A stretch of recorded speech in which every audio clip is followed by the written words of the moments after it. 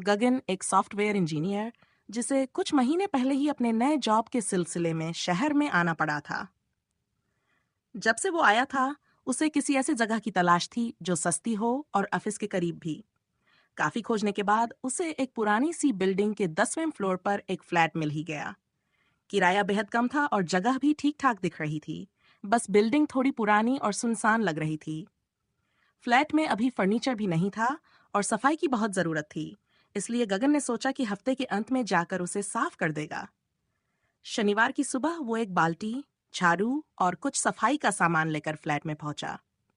10वीं मंजिल तक लिफ्ट नहीं जा रही थी, तो उसे सीढ़ियां चढ़नी पड़ी। चलते चलते वो सोचता गया कि शायद ये बिल्डिंग इतनी सुनसान इसीलिए है क्योंकि यहाँ कोई ठीक से नहीं रहता। जैसे ही वो फ्लैट के अंदर पहुंचा, उसे एक अजीब सा सन्नाटा महसूस हुआ। कुछ देर खड़ा रहकर उसने चारों तरफ नजरें घुमाईं। सब कुछ सामान्य ही लग रहा था।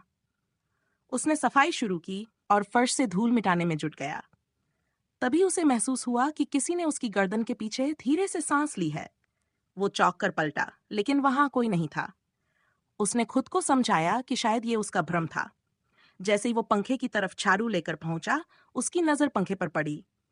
उसे लगा कि पंखे पर कोई साया लटका हुआ है। उसने ध्यान से देखा। वो साया एक औरत का था। बिखरे बाल, चेहरे पर खून के धब्बे और आंखें पूरी खुली हुई थीं। गगन का दिल धड़कने लगा। उसने खुद को समझाया कि ये उसका भ्रम हो सकता है। जैसे ही उसने पंखे पर से नजर हटाई, वो साया गायब हो गया। उसकी सांसें तेज हो चुकी थीं। उसने सोचा शायद उसे थोड़ा आराम करना चाहिए। वो जैसे ही फ्लैट के बाहर निकलने की सोचने लगा, तभी उसे एक छोटे बच्चे के खिलखिलाने की आवाज सुनाई दी।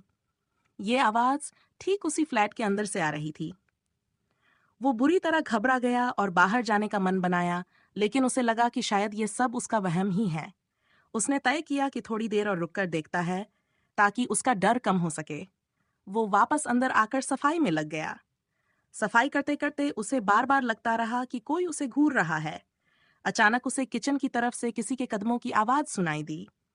हिम्मत जुटाकर वो किचन की तरफ बढ़ा, पर वहां कोई नहीं था। किचन का दरवाजा धीरे धीरे बंद होने लगा। जैसे ही गगन ने उसे रोकने की कोशिश की, दरवाजा खुद ब खुद फिर से खुल गया। गगन अब पूरी तरह से डर चुका था, लेकिन उसने खुद को समझाया कि वो बस डर की वजह से ऐसा सोच रहा है। वो वापस हॉल में गया और सफाई खत्म करने की कोशिश करने लगा। तभी उसे अपनी पीठ के पीछे एक साया दिखा। उसने शीशे में देखा, तो वहां एक आदमी का चेहरा था, जले हुए चेहरे वाला, और उसकी आंखों में एक अजीब सी घृणा थी। वो धीरे धीरे गगन की तरफ बढ़ रहा था। गगन हक्का बक्का होकर खड़ा रहा। उस आदमी के हाथ में एक पुरानी जलती हुई लालटेन थी, जो रह रहकर बुझने और जलने लगी। गगन बिना एक पल गंवाए वहां से भागने लगा।